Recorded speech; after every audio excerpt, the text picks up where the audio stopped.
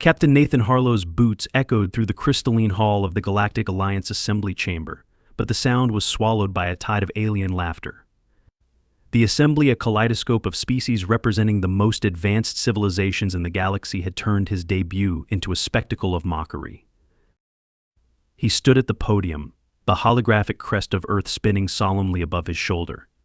Behind him, a massive view screen displayed a rotation of Earth's greatest achievements: the pyramids, the moon landing, the gleaming arcs of solar megacities.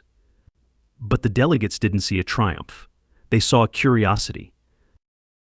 Humans hissed Vinarch of the Curvash Dominion, his emerald scales glinting under the chamber lights. He leaned lazily against his station, his clawed fingers tapping a slow, mocking rhythm. A species that squabbles over dust, consumes its own world, and launches itself into the stars with engines that explode. Truly remarkable, his tail flicked, and the assembled delegates erupted in laughter. Nathan gritted his teeth but forced his face to remain neutral. He'd expected this mockery was the Alliance's true initiation ritual, a gauntlet designed to test the resolve of new members. Still, knowing didn't make it sting any less. Enough, boomed Yurin of the Vascari. The translucent ambassador's voice resonated like a distant storm, and the laughter dissolved into murmurs. Every species, no matter how small or chaotic, deserves its moment before the Alliance. Let us grant the humans theirs. Nathan inclined his head slightly in thanks, but Yurin's interjection didn't erase the scorn etched across the chamber. He gripped the edges of the podium, his words measured but firm. Laugh all you want. But humanity isn't here to entertain you, he said. We're here because we've earned our place at this table. Because despite our flaws, we've achieved things you refuse to see. A ripple of discontent passed through the delegates. From the gelatinous Purith delegate, whose membrane flashed irritation, to the insectoid Kethavon representative clicking its mandibles in disapproval, their disdain was palpable. Earned your place, sneered the aquatic Nyrelon ambassador, its translucent form rippling with disdain. Tell us, Captain Harlow, what could your primitive species possibly offer the Alliance? Your weapons are obsolete. Your minds are unsophisticated. Your cultures are chaotic at best, suicidal at worst. Truly. The only remarkable thing about your kind is that you haven't extinguished yourselves yet. The insult was met with more laughter, but Nathan refused to look away. If we're as insignificant as you claim, why invite us here in the first place? The laughter faltered. Yurin leaned forward, his ghostly figure casting an almost spectral shadow over the podium. Because, Captain Harlow, the Alliance values discovery. Every species, no matter how primitive or misguided, has the potential to surprise us. Humanity's presence here is not an endorsement of your worth, but a question: what can you contribute? Nathan let the silence hang for a moment before responding. We'll see who's surprised. The exchange was broadcast across both Earth and the Alliance network, and it sent shockwaves through both. On Earth, reactions split like tectonic plates. Some saw the invitation as humanity's greatest achievement, while others saw it as a slap in the face. Protests erupted in some nations, with demonstrators waving signs that read, "Earth deserves respect." Others called for humility, warning that humanity was poking a hornet's nest it didn't understand. For Nathan, the mission ahead loomed larger than ever. The Galactic Alliance had issued a formal challenge: the demonstration of capabilities. In 6 months, Earth would have to prove itself worthy of membership by presenting its greatest achievements. Failure would mean permanent exile or worse, being written off as a galactic joke. Nathan returned to Earth aboard the Unity, the flagship of humanity's fledgling interstellar fleet. He stepped off the ramp into the vast underground chamber of the Global Assembly, a bunker carved into the Himalayas to safeguard humanity's most critical decisions. The brightest minds of the planet were gathered, but the atmosphere was anything but hopeful. Screens lined the walls, showing the disapproving faces of dignitaries and scientists arguing over a cacophony of overlapping video feeds. Everyone wanted a piece of the demonstration, but no one could agree on what that piece should be. "We should present our medical advancements," shouted Dr. Kanagawa from the UN Life Sciences Division. "The Alliance must see that we can save lives, not just end them." "And what happens when they laugh at our bandages and antibiotics?" retorted Professor Mishra, an aerospace engineer. "We need to show them innovation. Our warp drive prototype." Barely Works interjected a dour-faced general. We need to present something they can't ignore. Weapons. Nathan slammed his fist on the table, silencing the room. Enough, his voice echoed through the chamber. The Alliance doesn't need to see us bicker, they already think we're incapable of cooperation. If this is all we have to offer, maybe they're right. The words hung heavy. The months leading up to the demonstration were a storm of activity on Earth. Laboratories, workshops, and military facilities churned day and night as humanity prepared to face the galaxy's most advanced civilizations. The task of choosing what to present became as much a political battle as a scientific one. Each nation and corporation fought fiercely to showcase their achievements, hoping to claim a piece of the historic moment. At times, the infighting nearly derailed the mission. Engineers argued over the viability of warp technology. Scientists clashed over whether to focus on medical advancements or energy breakthroughs. Generals insisted that Earth's military capabilities should take center stage, fearing that a meek presentation would only confirm the Alliance's low opinion of humanity. Nathan Harlow spent more time negotiating than sleeping, moving between factions with the finesse of a battlefield commander. He'd always known Earth was divided, but the stakes made the divisions feel sharper than ever. Everyone wanted a win, but few seemed to grasp the real challenge. In a secure underground facility in Nevada, a select group of leaders and scientists gathered to discuss Earth's most closely guarded secret project, Aegis. The room was windowless, its walls lined with displays showing encrypted feeds from the device's construction site in orbit around the moon. Dr. Isla Moreno stood at the head of the table, her holographic projection of Aegis rotating slowly in the air. The device, the size of a small moon, was a marvel of human ingenuity. It housed a core capable of unleashing a controlled singularity or generating an energy barrier strong enough to protect an entire planet. It wasn't just a weapon, it was a symbol of humanity's survival instinct, forged in an age when existential threats both from within and without felt imminent. If we reveal Aegis, it changes everything, Isla said, her voice calm but weighted. The Alliance will no longer see us as a curiosity, they'll see us as a player, but they might also see us as a threat. Nathan studied the hologram, his expression unreadable. We won't use it as a weapon. We'll show them what it can do, its precision, its potential. Not as a threat, but as proof of what we're capable of when we unite. General Hartman folded his arms, his voice gruff. That's a nice sentiment, Captain, but sentiment doesn't stop enemies. If the wrong species decides we're a problem, Aegis becomes a target. Nathan looked around the room, letting the gravity of the decision sink in. This is our ace. We reveal it only if everything else fails. Agreed. The room was silent. Then, one by one, the heads around the table nodded. As the day of the demonstration approached, Earth's delegation finalized a carefully curated lineup of presentations. They would start with cultural and scientific achievements, showcasing holographic art displays and medical breakthroughs. Next, they'd unveil a prototype warp drive, still experimental but designed to demonstrate Earth's potential to join the galactic community as equals. Aegis would remain a contingency, locked in the shadows unless absolutely necessary. When the Unity arrived at the Alliance's Grand Assembly Station, Nathan stared out at the massive crystalline structure floating against the stars. The station's shimmering panels refracted light in every color, a dazzling display of technological mastery. Docking procedures were swift, but as Nathan and his team disembarked onto the polished floors of the assembly chamber, the weight of alien stares pressed down on them like a physical force. The chamber itself was a marvel of engineering, its circular design ensuring every delegate had a perfect view of the central platform. Nathan stepped onto the platform with Isla and the rest of the Earth team behind him. He felt the eyes of the assembly on him, thousands of beings from across the galaxy, each representing civilizations far older and more advanced than humanity. He began with a calm, measured introduction, outlining humanity's intent to contribute to the Alliance. Then came the first presentation, a holographic display tracing the arc of Earth's history. It began with ancient ruins and early civilizations, progressed through the scientific revolutions, and culminated with humanity reaching the stars. But just as the final moment, a reenactment of the moon landing played across the chamber, the projection stuttered. The serene music was replaced with a jarring static hiss. Then, inexplicably, the hologram began to loop footage of cats chasing laser pointers, their playful meows echoing through the vast hall. The reaction was immediate. Laughter erupted from the delegates, some pounding their stations with delight.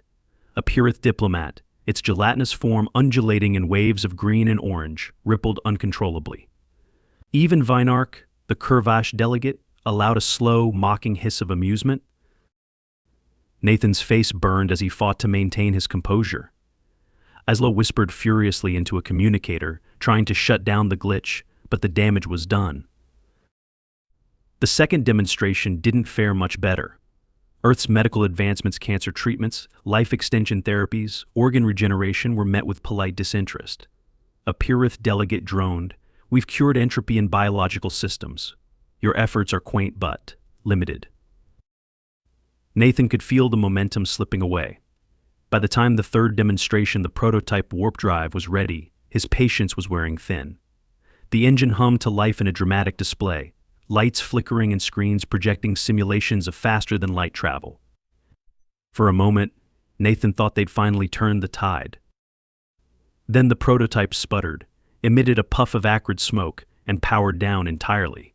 The Cathivan ambassador clicked its mandibles in what could only be described as a mocking rhythm, while Vinark leaned forward, his reptilian grin wide. "It appears your warp drive still requires training wheels." The laughter was deafening. Nathan clenched his fists, his composure hanging by a thread. He glanced at Isla, who met his gaze with a grim expression. "Do it," Nathan said softly, his voice barely audible over the noise. Isla hesitated. "Nathan, are you sure?" He nodded. "This stops now." She activated her communicator, her voice tight. "This is Dr. Moreno. Initiate Project Aegis." In orbit above the assembly station, the silent form of Aegis came to life. Panels slid apart to reveal its glowing core, a pulse of energy rippling across the void. The hum of its power grew louder, reaching into frequencies that resonated through the assembly chamber itself. The laughter stopped instantly. Delegates turned to their consoles, their expressions shifting from amusement to shock as they processed the incoming data streams. Vinark's scales paled. "What is that?" Nathan stepped forward, his voice calm but firm.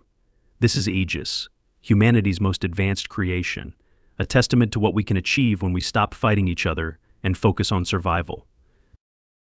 The assembly chamber was silent, save for the faint hum of Aegis. Then a beam of energy shot from the device, carving a perfect circle into a nearby asteroid.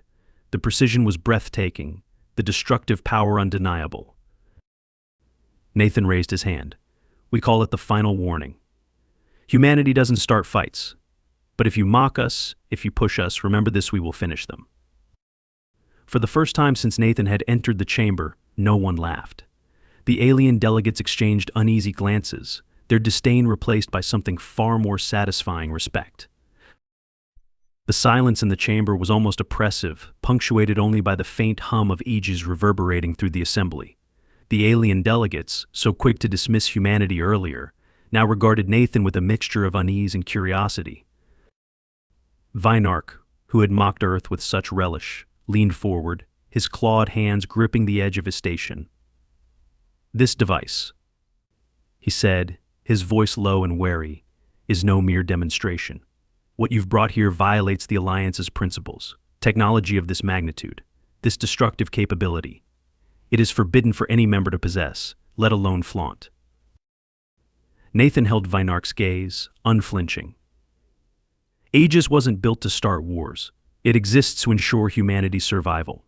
It's a safeguard, one we hope never to use. But it also proves what you've all failed to recognize, that humanity has earned its place here."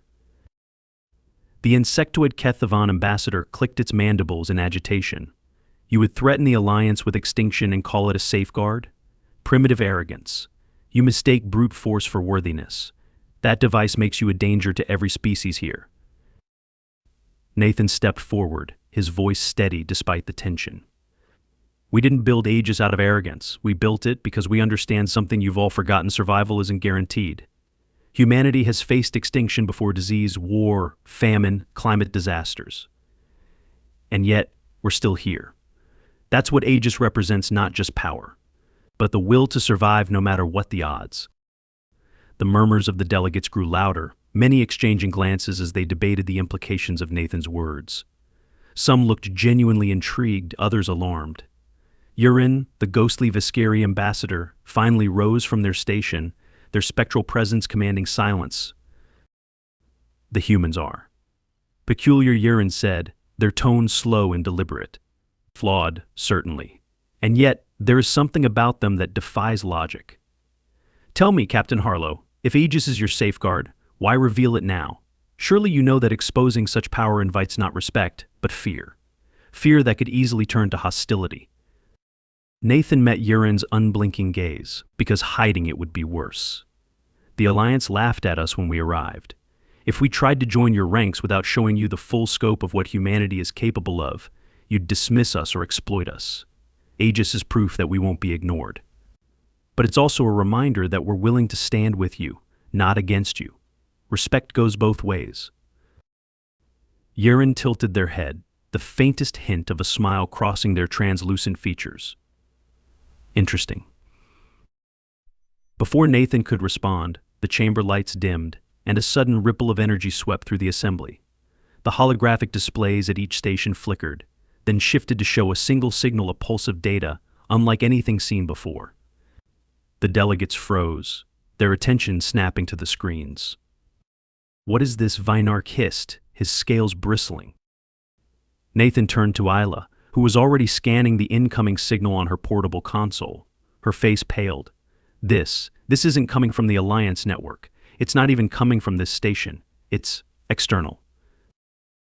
The signal pulsed again, a series of strange tones interspersed with what looked like mathematical patterns. Isla's fingers flew over her controls, decoding as much as she could in real time. These sequences, they're ancient, pre-Alliance, maybe older. The Pirith delegate, its gelatinous body quivering, spoke in a low, resonant tone. This is impossible. The only technology capable of such a transmission belongs to Predecessors. Urin finished, their voice barely above a whisper. The words sent a chill through the chamber. Nathan looked around, confused by the sudden change in atmosphere. Even the most confident and arrogant delegates now seemed unnerved. Vinark's tail twitched erratically, and the Kethavan ambassador's mandibles clattered in a nervous staccato. Who are the Predecessors? Nathan asked, his voice breaking the heavy silence. Urin turned to him, their expression unreadable. The architects of this galaxy, the creators of the technologies upon which the Alliance was built. They vanished long before the Alliance was formed, leaving only fragments of their work behind. What you're hearing now, Captain, is their voice. Nathan frowned. And what does it mean? Urin hesitated, their pale eyes flickering. It means they're awake, and they've noticed you. The chamber erupted into chaos. Delegates shouted over one another, their voices a mix of panic and outrage. Some demanded an immediate investigation into the signal, others called for Earth to be expelled from the Alliance entirely, blaming humanity's demonstration for provoking the ancient power. Nathan ignored the noise and turned to Isla. Can you trace the origin of the signal? She nodded, her hands trembling as she worked. It's not far, a system at the edge of Alliance space. But Nathan, this isn't just a signal, it's a summons. What do you mean? She swallowed hard. The patterns, the tones, they're forming coordinates. Whoever sent this isn't just watching us. They want us to come to them. The delegates' arguments grew louder, their panic escalating with every passing second. Nathan clenched his fists, his mind racing. He turned back to Urin, who was quietly observing the unfolding chaos. If the Predecessors are awake, what happens now? Nathan asked. Urin's gaze seemed to pierce through him. That depends, Captain, on what you do next. The Predecessors do not tolerate irrelevance. If they summoned you, it means they have judged your species worthy of attention or of eradication. The words hung heavy in the air. Nathan took a slow, deep breath. Then it looks like we're going to answer the summons. Urin's expression shifted, their faint smile returning. A bold choice. But then, humanity has always been bold. Nathan turned to his team, his voice cutting through the noise. Isla, prepare the Unity for immediate departure. If these predecessors want to talk, we'll be ready. And if this is some kind of trap, they'll see exactly what Aegis can do. The room fell silent as his words sank in. For a moment, even the most skeptical delegates seemed to regard him with something approaching respect or perhaps fear. As Nathan strode out of the chamber, Isla hurried to catch up with him. You realize what you're doing, right? If we go to these coordinates, we're stepping into the unknown. The Alliance might not back us up, and we could be walking straight into a trap. Nathan gave her a grim smile. We've been underestimated since the day we arrived here, Isla. If we back down now, they'll never take us seriously. Whatever's waiting for us out there, we'll face it together. The Unity disengaged from the assembly station and set course for the distance system encoded in the signal. As the ship's engines roared to life, Nathan stared out at the stars, his mind focused on the task ahead. Humanity had been tested before, but this was different. This wasn't just about proving their worth to the Alliance anymore. The galaxy itself was watching. The Unity tore through the void of space, its engines humming steadily as it approached the coordinates transmitted by the Predecessors' signal. On the bridge, Nathan Harlow watched the distant star system grow larger on the view screen. Beside him, Isla Moreno was hunched over her console, scanning for any signs of what might await them. The air on the ship was thick with tension. Every member of the crew understood the stakes. We're approaching the designated location, Isla said, her voice tight. No sign of any vessels or stations yet, just emptiness. Nathan leaned forward, studying the star chart on the display. The system was barren, no habitable planets, no resource deposits, nothing to suggest why it would warrant a signal from an ancient and incomprehensible civilization. He tapped his comm. All hands, prepare for the unknown. Full sensor sweeps. Maintain readiness. As the Unity drifted into the heart of the system, the view screen flared to life. A shimmering distortion in space appeared directly ahead, like a wound in the fabric of reality. The crew braced instinctively, and Isla's console lit up with alerts. That's no natural phenomenon, she said. Massive energy signatures. It's a gateway. The distortion stabilized, its edges solidifying into a smooth, circular frame of light.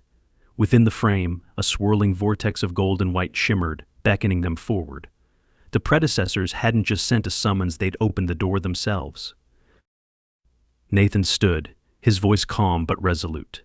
Take us in. The ship eased forward, passing through the gateway in a ripple of light. When the glow faded, the view screen revealed a sight that silenced everyone on the bridge. They had emerged into a vast, starless void, its expanse filled with colossal structures. Some floated freely, their surfaces adorned with incomprehensible symbols. Others were embedded in the darkness itself, like ancient relics forgotten by time. This isn't just a location, Isla whispered. It's a graveyard of civilizations. As the Unity moved deeper into the void, the ship's systems flickered. Strange symbols appeared on the monitors, accompanied by bursts of sound that felt more like thoughts than noise. Then, without warning, the vessel came to a halt, frozen in place, as if gripped by an unseen force. A voice filled the minds of the crew, bypassing their ears entirely. It was vast, cold, and layered, as though countless beings were speaking in unison. You have come. The children of Earth, the Maker's Watch. Nathan stood firm, forcing himself to respond. We received your signal. Humanity has come to answer your call, but we don't understand what you want from us. The voice returned, its tone neutral, almost indifferent. We observe the living. We choose who will stand and who will fall. You are fragile. Chaotic, but you endure. The ship's systems surged to life, displaying images of Earth wars, disasters, triumphs, the vast spectrum of human experience. The voice continued. Explain your contradiction. You create and destroy. You hope and despair. Why should you exist? Nathan took a step forward, his jaw tight. Because we fight for it. Every day against impossible odds, humanity finds a way. We create because we dream of something better. We destroy because we're flawed, but we learn from our mistakes. We endure because we have hope. That's who we are. There was a long silence, and then the void shifted. The structures around the Unity began to move, aligning themselves into a massive circular formation. Energy surged through the constructs, and the swirling vortex of the gateway reappeared in front of the ship. Your words are known. Your actions will decide. Prove you are worthy of the stars. The ship's systems were released, and the Unity drifted forward as the gateway began to pulse rhythmically. Isla's console lit up with new data, and her brow furrowed. They're giving us instructions, she said. A puzzle. If we solve it, it looks like we'll unlock something at the center of this formation. Nathan nodded. And if we don't? Then the energy signatures around us suggest we won't have time to regret it. The next hours were a blur of frantic calculations, teamwork, and near-impossible improvisation. The puzzle wasn't a simple test of intellect, it required the Unity to move through a labyrinth of shifting energy fields, coordinating with the data being transmitted by the Predecessors. Every misstep was met with a destabilizing burst of force, threatening to tear the ship apart.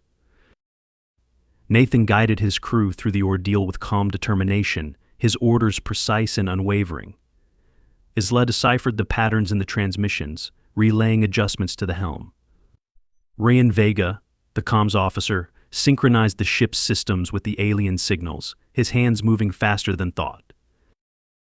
When the final sequence was completed, the energy fields dissolved, and the formation around the Unity began to collapse inward. The ship was pulled toward the center, where a single massive structure awaited, a monolithic sphere covered in radiant, shifting symbols.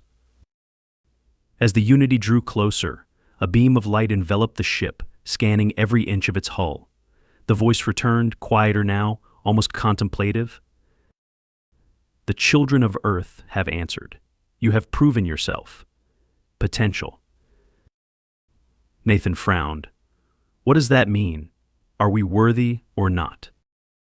The sphere pulsed with light, and a smaller gateway opened before the ship. The choice is yours. To rise or to fall. We will watch.